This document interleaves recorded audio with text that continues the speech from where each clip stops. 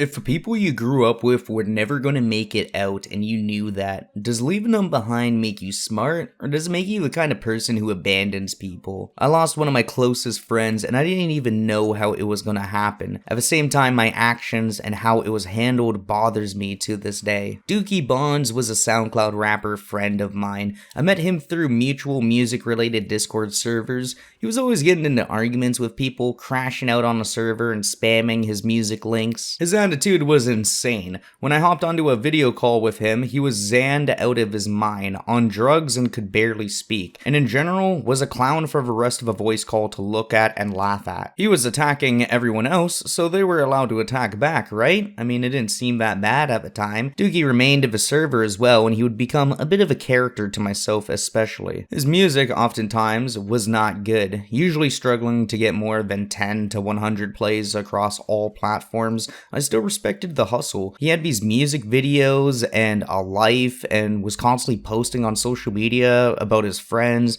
in general his dreams and everything. I could see what he was chasing and going for. And as time went on, I got into podcasting right before my house fire, so I asked Dookie to be my first interview. We were decent friends at this point, and my mentor Big Bro, who I'll discuss later in this video, agreed with me that it would be a good idea for me to do it. We made an interview, and to this day it's public on my main gaming channel, and while it didn't have much of an impact at the time, I learned the true value of it after years would pass. It took me far more time than it was worth, and with my house fire happening a week later, this would be my first and last interview with anyone, period. And as time went on, our connection was also on and off. At times, I was very proud of what he was doing, hanging out in voice calls and checking out the music that he was working on. One time that stands out to me is when he made a music video that, while it wouldn't land in front of a mainstream audience, it showed me just how much fun he was having in life and how much of an improvement he had gone from before to now. And while his drug problems would be even more severe, and eventually we had a conversation, which to this day it hurts me to know that we had. During this DM exchange that you're seeing right now, essentially he had gotten into a problem with my big bro mentor, and alongside the drug bender,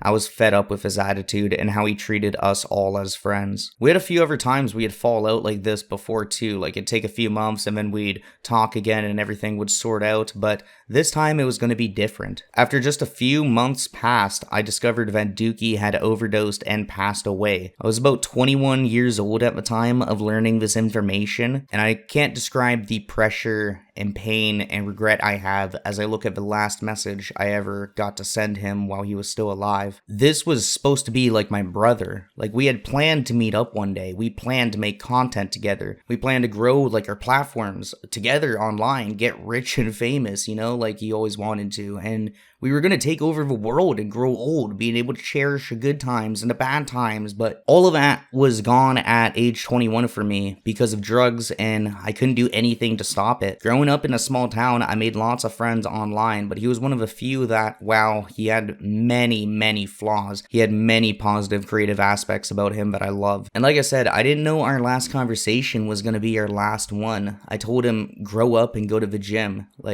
Now I look at the message I sent to this day, months later, which has no response, and I know it'll never have a response. All I can do is just sit and let it weigh. Meanwhile, years ago, he used to send me beats that he was making. He used to send me his songs that he was working on, links to music videos he was going to drop, silly photos he was going to put on his Instagram. Flash forward to now, where his girlfriend, his siblings, and friends from real life who knew him locally have reached out to me personally to thank me for uploading that interview. Even though nobody else is watching it really, the value of that interview to them is indescribable. It's a glimpse into what it was like talking with their family member, not as a family member, but as my friend from my perspective. I didn't know at any of the times how different aspects of our friendship would impact me in the future, how they did, but the butterfly effect ended with the friendship ending. All I can really do now is remember him, watch his music videos, or try to reminisce about the good times of him posting to Instagram. The little things I didn't cherish at the time day to day, I now miss more than anything. Nothing will replace his absence, and even without death involved, the friends I continue to lose around his circle would be severe in different ways. And while Dookie was an online friend, we wanted to grow to get to the point of having access to hang out, as our real life friend groups weren't positive. Growing up, I came from a very similar circle to him. When I was 16, before I got into online communities, all my friends were stoners, drinkers, drinkers and party kids who had nothing planned or going for them. Then one day we were all skipping school as usual in my basement. We're smoking bongs because my parents didn't care and they were chill with it. And I was just looking around and kind of realizing everybody had court cases, really big problems, and in general we were all fucked. I can remember like 5 of us sitting there. We all had no jobs, no stable relationship. A couple of us out of a group had completely given up on high school, and then there's the couple of us who had court cases, one of them being me. Thinking about how cool life could be, I asked everyone in our group, where do you see ourselves all in 5 years' time? And once they were done laughing about it and joking on me, they answered sarcastically, but in reality, it was, I think, hidden, brutal honesty. They answered, jail, tent, or dead. Nobody cared other than me in that circle. I felt like I went into a trance at that moment. I just stared at the ground. I didn't want any of those outcomes, not just for myself, but for any of my friends. Most of them didn't grow up with a family member in jail. Well, I did. My father being in and out of a system my entire life. I knew even if I kept these people as friends, if I can't save them, then I'm going to end up getting hurt in the end. And realizing that the people you grow up around aren't always the best options isn't easy. You try to get through them, pull them out of slumps, get them out of a house, or try to steer them in a direction that in general they just don't want to go. It's like I say, you can't change somebody, they have to change for themselves. And at the end of the day, if we're both steering different boats and they're going a different direction, I can't expect us to ever really meet again if we're both going separate ways. And as I got expelled from high school, most of my friends just started acting like I didn't exist, going as far as to not message me, block me, and most of them I just didn't think they wanted to associate with me. For the ones that did stick around, most of them were on bad paths, and it sucks. A lot of them continue to struggle to this day, and some of them are younger than me, as well as homeless. A good example is one of my friends I used to share smokes with during high school breaks ended up overdosing on fentanyl at age 18. We used to talk about fishing, work, and just normal stuff. He wasn't a bad guy, and I never spent too much or a whole bunch of time hanging out with him, but knowing I had a mutual friend that I grew up with and went to school with and once shared cigarettes with, now gone due to a bad mistake, is terrifying. And when I look at the ones that did survive, the ones that are alive out of that bad circle, they're living in a tent city. And nowadays, it is true that living in a tent city in your early 20s, while it sounds dystopian, it's happening. And if you go, you'll see it. So then I look towards who I can seek guidance from. Who can I get advice from now that I'm 24 and that's all gone? Well, when I was older, my big bro mentor, who we're gonna call Maestro for this video, his YouTube channel Icy9 or Triangle 9 is also going to be referenced. I'm not afraid of hiding any of this information. It's public and has been known by a lot of people in the music scene for time, but our personal relationship is still behind closed doors, so let's open it up. I want to start with talking about when I was around, 15 or 16 years old. I joined a music-related Discord server that Maestro owned. This was for music artists, and he owned the Icy9 channel, which had a lot of artists that I listened to at the time. I had my own thing going on. I had about 2,000 subscribers, and I was doing YouTube gaming content. It wasn't anything big, but it was still cool and something that plenty of people online respected. The owner of a YouTube channel, Maestro, he would post these like psychedelic type of visualizers for emo and scene music I loved, and after months of naturally being in his comment section and community, he began to get to know me. First through text and then through voice calls, we started to get closer, bonding over music, content creation, and what it was like in the real world. He was the based emo big bro. He grew up like exactly how I was presently living. He understood things much better than other people at his age and would in general guide me in the right direction with lots of great advice. As my son was born, he was there in calls late at night helping me through stressful situations, and if I was too overwhelmed or stressed, I went to him specifically. He was my go-to. He was honestly the only friend or mentor I really cared to hear from when it came to my problems or anything going on in my life. Not only did he actually care, but he provided guidance. I didn't have that in my real life, and he knew how valuable he was to me, not only for that, but for being a good friend. Then on the flip side, I was always there for him as well. We'd make music together and eventually make a Kenshi song for the Kenshi video game I played on my main channel. Now, he had always uploaded other people's music, but one day he sent me a song in Discord DMs and I loved it. The lyrics, the mix, everything hit in ways that other songs didn't, and I told him, you need to make music. The rest of his scene is fucked, and you can save a lot of people like how you did with me. He'd go on to start making music and posting it on his own brand. He'd then meet one of my current best friends, Hate Oryx. At the time, Oryx was an upcoming SoundCloud rapper who was about 15. And while he was really young, I was just about 19 when I met him through Maestro, and to be fair, Oryx had great potential. Similar to me when I was younger, except on SoundCloud, he was going viral. With a few thousand followers, he could honestly have a great music career. But at the same time, like I said, he was young. A funny story I have is when Dookie Bonds and Oryx, they were in a bit of a beef or an argument. They were arguing in general chat, but took it to the DMs. Oryx decided to take a shit, and he took a photo of his toilet, of a poo, and then he sent it to Dookie. And he did it without flushing it, with some like butthead caption. And then in response, Dookie saw the, photo of Oryx's poo, and Dookie went to the washroom and took his own poo. And then about 10 or 20 minutes later, sent Oryx back a photo of his own shit. Dookie would go on to tell him, "Your shit is weak, little boy. This is what a real man shit looks like."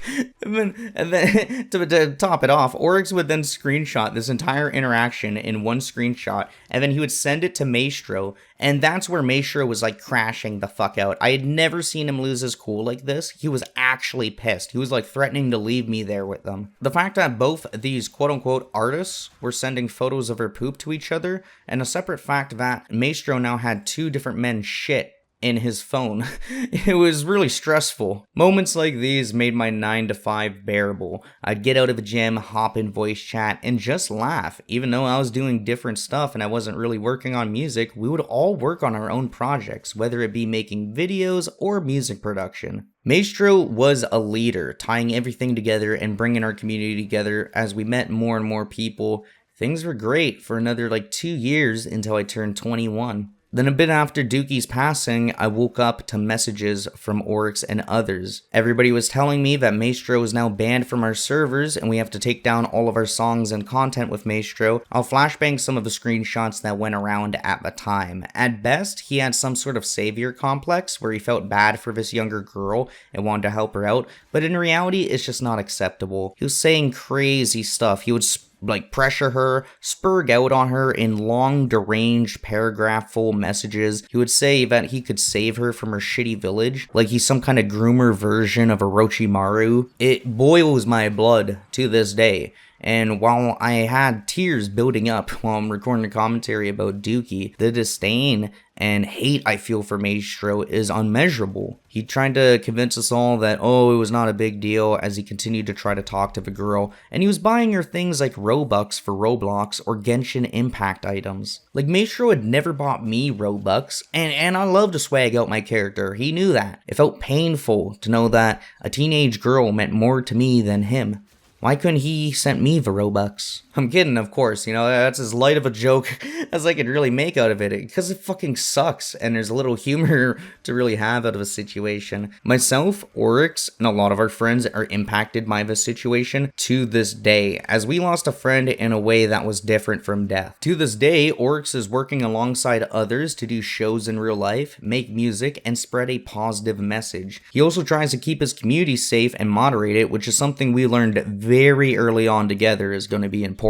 Had time gone on, this could have taken place in a real life scenario, like at a show or at something way worse. But either way, all the based big bro advice we received was now dead to us. We had to weigh out ourselves what was right, what was biased, what was wrong, knowing he knew himself right from wrong, but rejected to accept what he had done. And all in all, he just got even worse as I got out of contact with him. But the very last message I have from him, he hit me up and really tried to appeal to my senses and ego while also being cryptic. The amount of times I had to rewrite this message, my response here, he didn't respond either, and I think it was a good closing point because my stance was clear. No, I'm not directing harassment or hate their way. It's it's already been dealt with, and some people in the music scene have gone on to, the darker route, and I just don't care. I'm here to tell the truth, and I'm here to tell my story and my encounter and engagement with this person. But looking at my life, I'm now 24. Nobody older than me can really guide me, and I'm left to pick up the pieces that Maestro created. The most ironic part of this all is that argument that me and Dookie got into before he died was over Maestro being a weirdo. We just didn't want to believe him or hear him out. The whole reason why I fell out with Dookie was because he had said those things about Maestro, and now both of those guys are gone from my life in different ways. Like, I've lost numerous friends. While the death makes me sad, the ones that have betrayed me really make me angry. It just overall, losing friends in general just makes me feel hollow. Now, for those who count themselves out, like one of my in real life friends, he used to live with me when he was younger and we were teenagers. He had an awful criminal history, an awful family who got him into awful drugs and all of the awful above things that you would expect for a teenager in a bad situation. Alright, bro was fried, and